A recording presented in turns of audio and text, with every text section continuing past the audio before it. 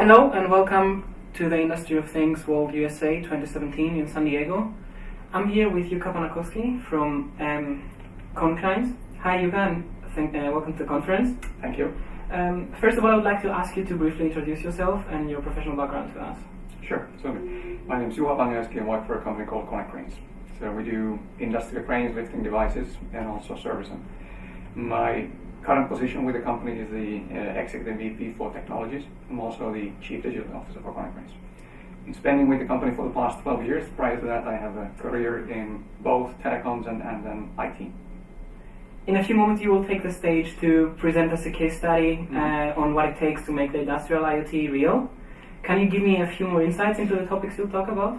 Well, basically, IoT or industrial internet has been at the edge of Konecranes strategy for several years now.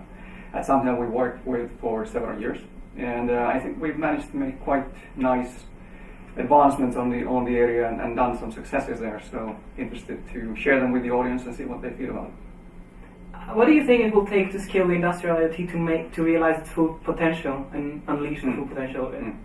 Well, basically, it is a journey that you have to basically orient to already in the beginning. So you have to be patient, you have to be innovative, and you have to be able to change your plans along the road. I think for us, the possibility that we have with Konecranes, and I think that's a sort of game changer that has been with us, is that we work both with our customers on the sale of the equipment as well as on the servicing side.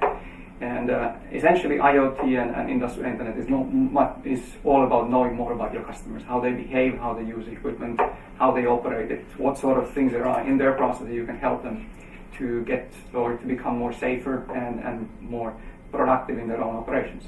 And when you take that sort of focus on working with the customers, not just on these occasional events when they expect a new delivery or new equipment or a spare part, but 24/7, and that's the point in time when you really can start making this or turning this into a real business. And then when you have a company infrastructure behind that really supports that transformation, then it's scalable at the end of the day. And from your own experience, what do you think are the main challenges in working with new technologies and industrial IoT? Well, there's several things that have to be taken into consideration. I think one of them is that many of the technologies that are being launched let's put it that way, that many of the technologies that are being launched and many of the companies that are working in the field are new startups. They have a bit of a different sort of lifespan with their operations and with their infrastructure that they're rolling out. When you look at the industrial environment, the equipment that we provide to our customers needs to last for several decades. So trying to align both the innovation and then the robustness and the maturity of the solutions is sometimes a bit of a challenge. So 2 years ago in Berlin, you presented again with us at the Industry of Things World on creating value with IoT within the material handling industry. What are some of the lessons you learned during the last 2 years and from your experience at Konecranes? Well, I think one of the key things that we've learned during those 2 years is that when you have that strong basis in the service business, and when you really industrialize and standardize the service delivery, then capabilities to leverage IoT on top of that are really more than significant. And that's one of the things where you can really turn the IoT or the connectivity and the intelligence of the devices to a business value.